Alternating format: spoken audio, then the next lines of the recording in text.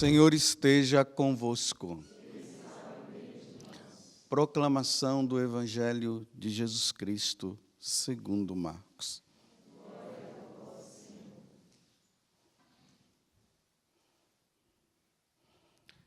Naquele tempo, Jesus tomou consigo Pedro, Tiago e João e os levou sozinhos a um lugar à parte, sobre uma alta montanha, e transfigurou-se diante deles. Suas roupas ficaram brilhantes e tão brancas, como nenhuma lavadeira sobre a terra poderia alvejar. Apareceram-lhes Elias e Moisés, e estavam conversando com Jesus. Então Pedro tomou a palavra e disse a Jesus: Mestre, é bom ficarmos aqui. Vamos fazer 3 tendas, uma para ti, outra para Moisés e outra para Elias. Pedro não sabia o que dizer, pois estavam todos com muito medo. Então desceu uma nuvem e os encobriu com sua sombra. E da nuvem saiu uma voz: Este é meu filho amado, escutai o que ele diz. E de repente, olhando em volta, não viram mais ninguém, a não ser somente Jesus com eles. Ao descerem da montanha, Jesus ordenou que não contassem a ninguém o que tinha visto, até que o Filho do Homem tivesse ressuscitado dos mortos. Eles observaram esta ordem, mas comentavam entre si o que queria dizer ressuscitar dos mortos. Palavra da salvação.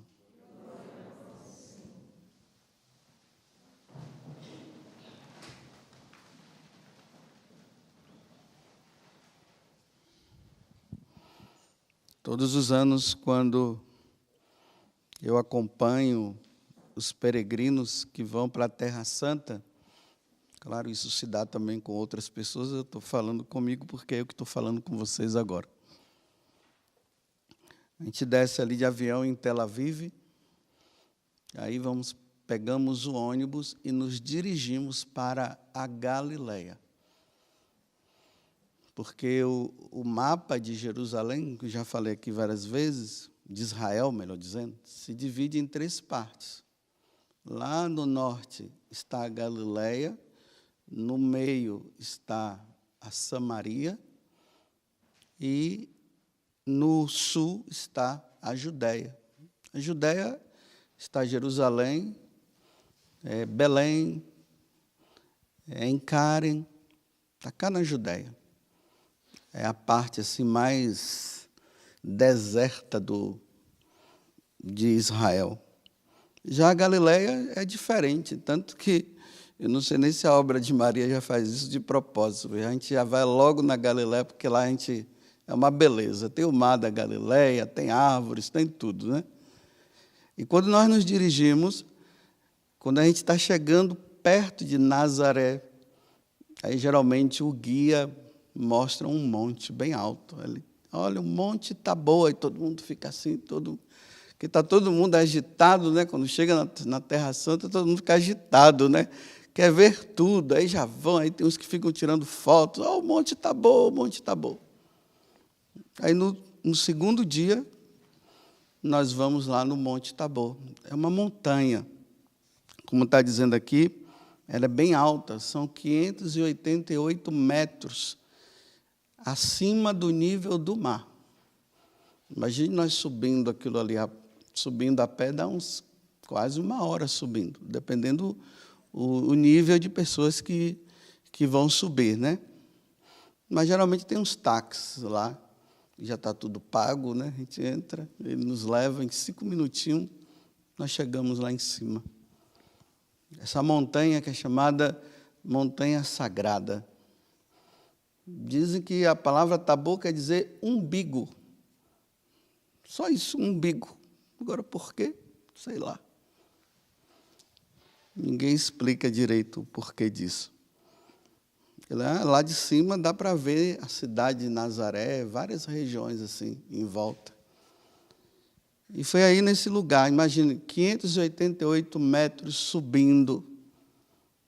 Jesus pega Pedro, Tiago e João, e ali Jesus vai mostrar para eles na verdade, Jesus responde uma pergunta que eles fizeram há um tempo atrás, quando eles estavam dentro da barca, e Jesus mandou o vento silenciar, o mar também parar, aquela agitação, e Marcos deixa bem claro que Jesus estava deitado lá, dormindo no travesseiro, enquanto o barco estava daquele jeito.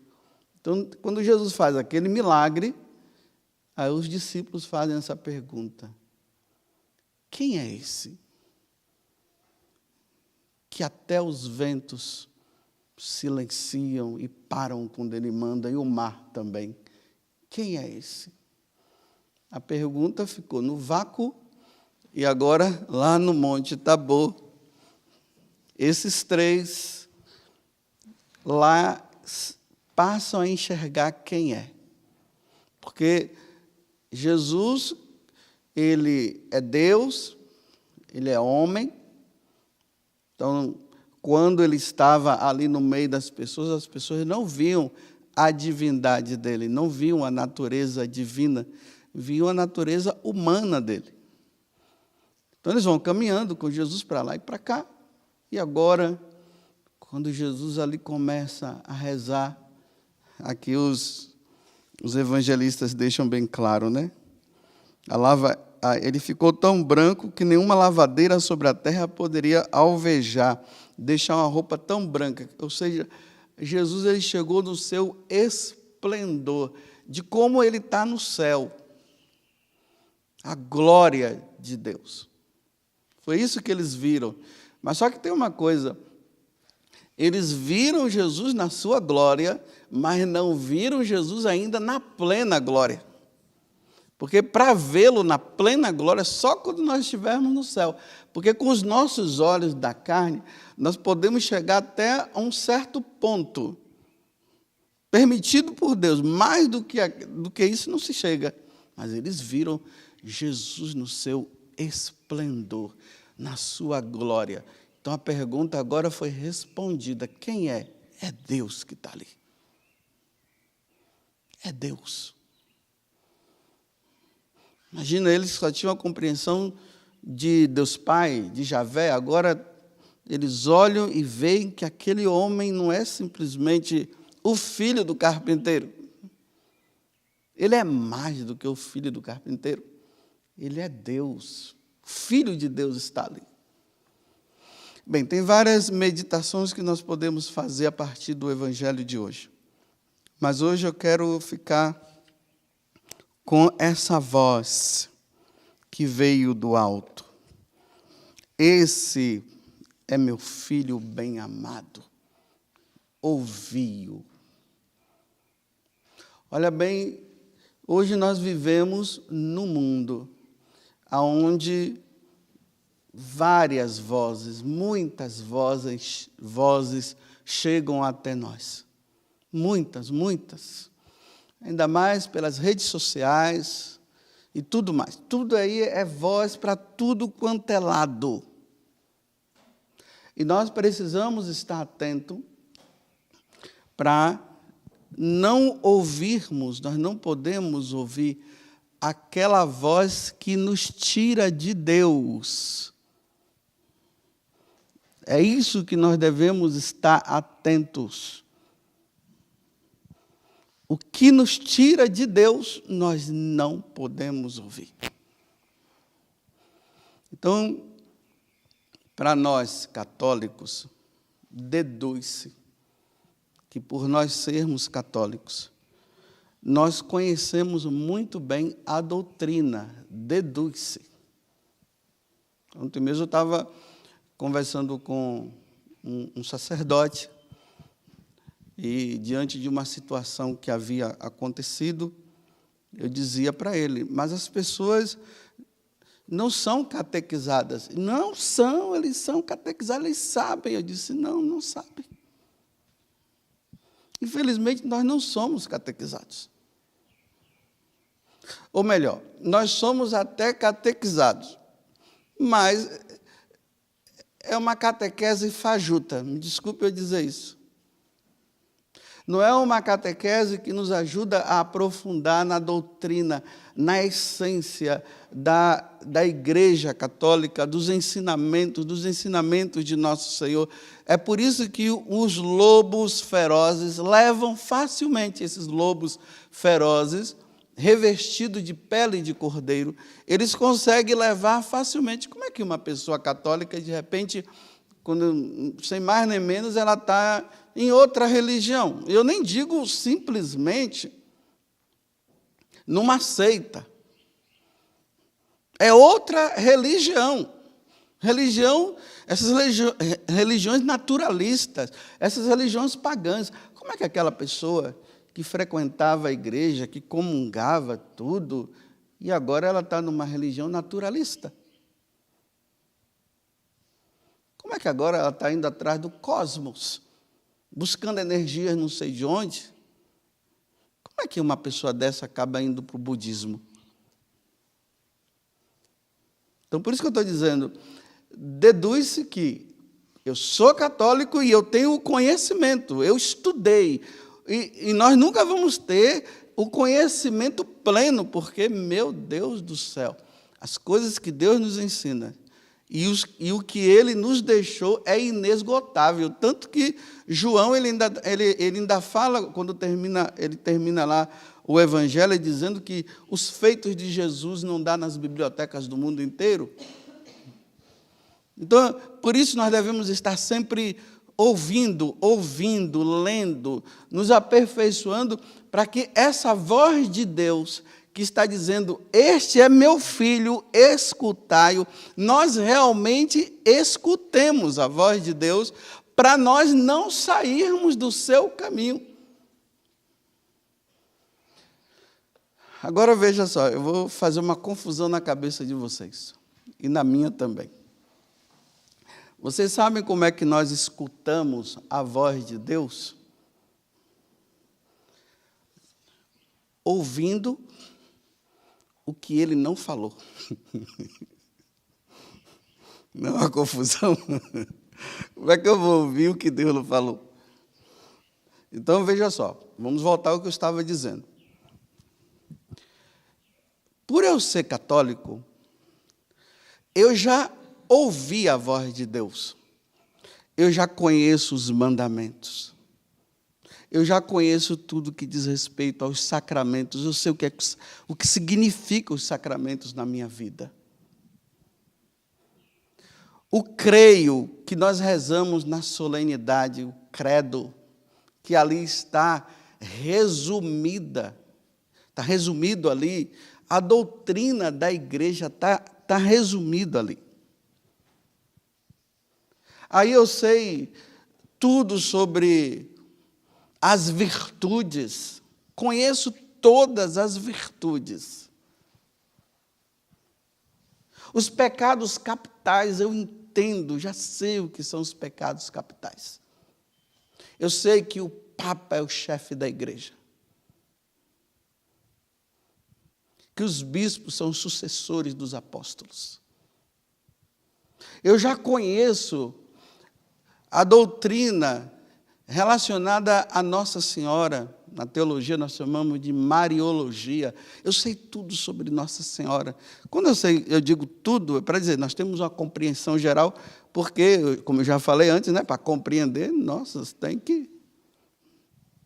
Então eu sei tudo isso. Eu sei o significado, o que é a Santa Missa. Eu estudei, não foi somente porque eu fui na missa, porque meus pais me levaram à missa.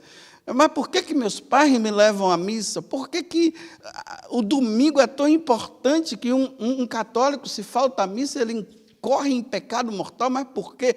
Aí eu vou lá, estudo, pego o catecismo da igreja, me aprimoro, vou lendo, agora eu entendi por que eu não posso faltar.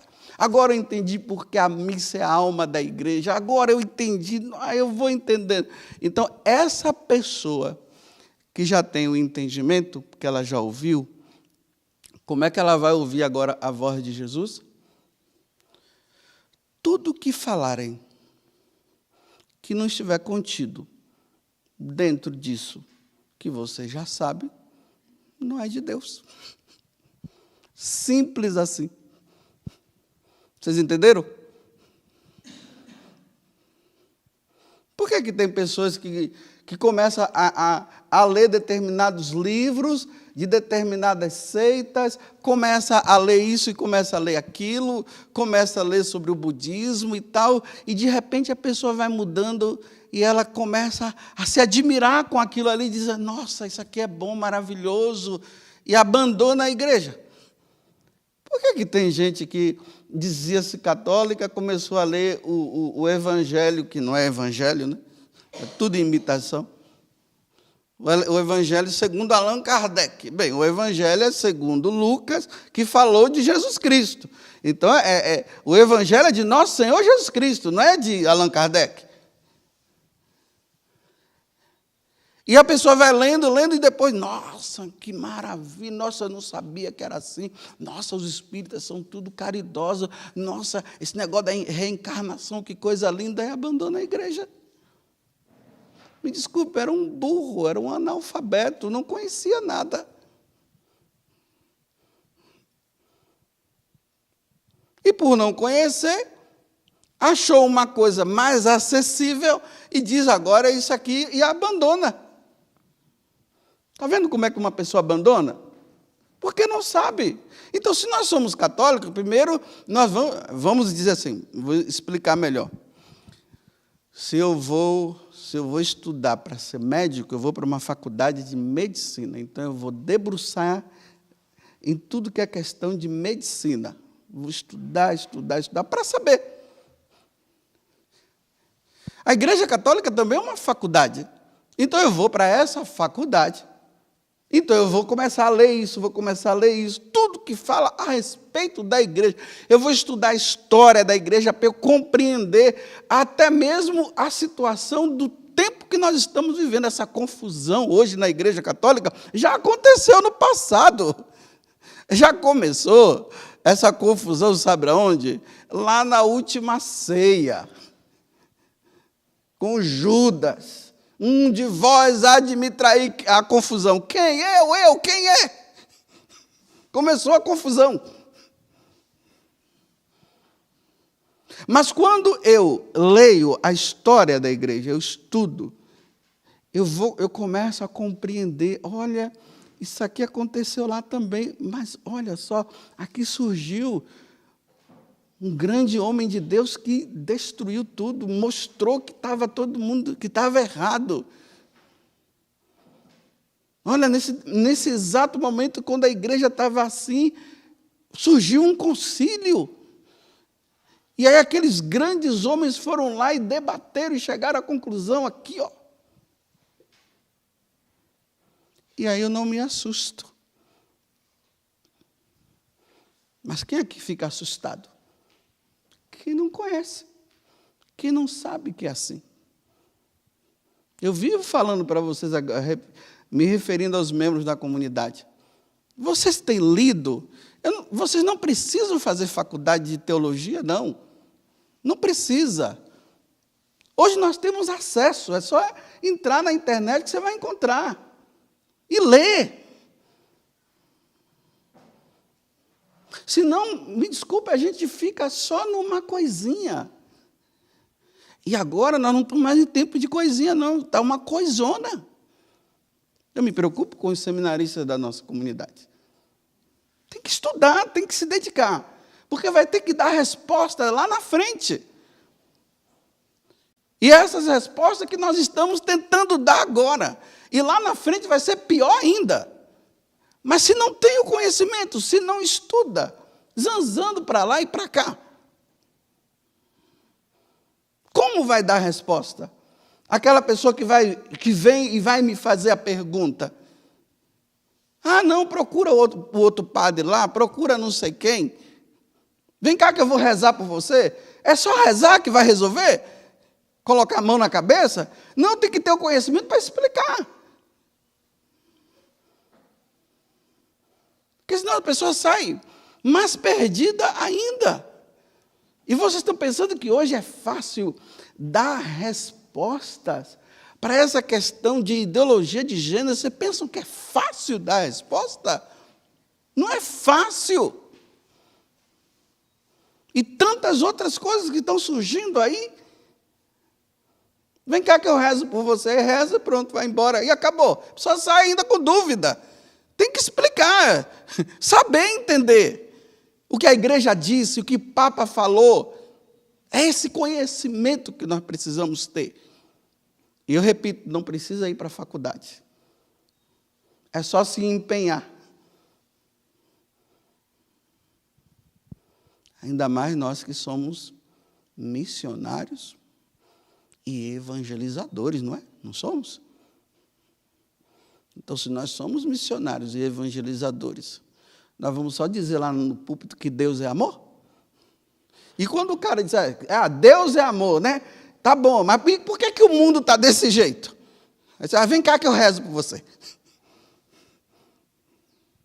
Vai dar resposta. Veja o que Santo Agostinho falou, Santo Tomás falou, Cassiano, São João Crisóstomo, o que foi que ele falou? Tem que saber, pelo menos o mínimo. Então tá bom. Então, na hora que eu tenho as coisas claras da doutrina da igreja, quando eu tenho clareza do evangelho, da tradição, qualquer coisa que vier, quando alguém vier falar alguma coisa para mim, eu vou estar, na linguagem nova hoje, antenado. Aí, na hora que a pessoa fala uma coisa que vai contra, aí eu não vou ouvir. Porque é Deus que já está dizendo, não ouça. Porque eu já sei o que é. Imagina, você começa a se empenhar numa leitura de um livro e começa a falar assim, que você não precisa ir à missa. Olha, isso aqui já não presta. É óbvio. Aí começa a vir com toda a argumentação, por que não precisa ir à missa. Aí vai na argumentação. Aí aquele que não tem a doutrina, ele vai cair direitinho, porque é uma lógica demoníaca, que tem uma capacidade de tirar a pessoa facilmente. Começa a falar mal dos sacramentos.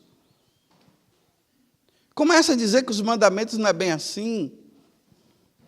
Vou dar um exemplo para vocês entenderem melhor. Não vou dizer o nome porque não cabe. Tem um casal da comunidade que já tem muitos anos, já tem muito tempo que eles saíram da comunidade. Não estão mais. Muitos anos já. Convivi com a esposa, com os filhos, com o esposo, um homem assim muito fervoroso e tal, aquela coisa toda. Há uns 6 meses atrás, a esposa entrou em contato com um membro da comunidade que queria falar comigo, e aí eu fui, e aí ela está agora numa crise porque o esposo dela está abandonando a Igreja Católica. Por quê? Começou a ler um livro aí, eu não vou ficar dando o nome, porque se eu falar o nome, você vai ficar na curiosidade, e quem sabe você não está tão expert na doutrina, e de repente você vai fazer parte do grupinho dele. Então é bom não falar. Então, esse livro, aí, o conteúdo desse livro é o seguinte: Deus se revelou a Moisés, Moisés passou, começou com Abraão, acabou Abraão, chegou em Moisés, acabou Moisés, aí agora chegou em Jesus, o tempo de Jesus passou, e agora é o tempo da tal revelação divina. Olha, se tira Moisés, Abraão, tira Jesus Cristo, vamos no óbvio. Se está dizendo que passou o tempo de Jesus, eu já fecho esse livro e queimo. Eu não vou perder mais tempo lendo essa porcaria. E começou a se aprofundar junto com um grupo lá na internet, essas coisas online, e foi. Aí, olha só, começa-se a sair do eixo, do centro. Jesus já não é mais o centro, então por isso já não vai mais na missa, não quer mais saber de Eucaristia, não quer mais saber de confissão, já não lê mais a Bíblia, e se lê é de forma errada, baseado nesse tal livro. Já não quer mais saber da esposa, porque ela diz que não se deve ter relação sexual mais com a esposa. Olha, os sacramentos sendo tirados. E que agora, esse tal ser divino aí, vai reunir um grupo em um determinado lugar, e ele parece que já foi para esse determinado lugar, estava para ir, mas como eu não conversei mais, né, então pelo tempo, já foi. Abandonou a família, para viver num lugar onde vai ser um lugar de paz, de prosperidade e de alegria, enquanto todos os outros que não estiverem lá, me desculpe eu usar essa expressão de novo, mas vou usar, vão todos se ferrar, e só eles vão ficar numa boa. Sem Deus. Criou-se um Deus. Agora veja, uma pessoa que era missionária, era da Canção Nova. Ele sai da Canção Nova. E agora está num lugar desse? Não sei. Não sei. Conhecia mesmo os sacramentos? Conhecia mesmo a doutrina da igreja? Para se deixar levar facilmente? Com isso, meus irmãos, eu não estou dizendo que eu sou o onipotente, não. Até isso pode acontecer comigo também, como pode acontecer com você. Mas eu estou alertando para quê?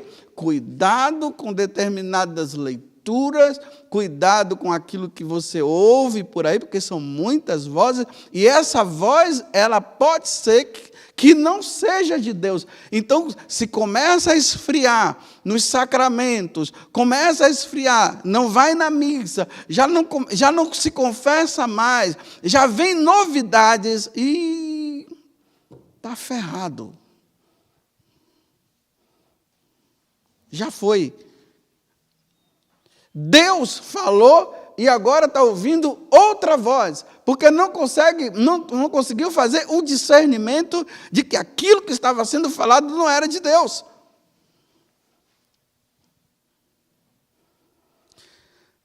É assim que o mundo está. Tantas vozes. E só existe uma que nós devemos ouvir. Esse é meu filho bem-amado. Ouvi-o. Ouvi-o dentro da igreja. É dentro da igreja. E pior ainda, né?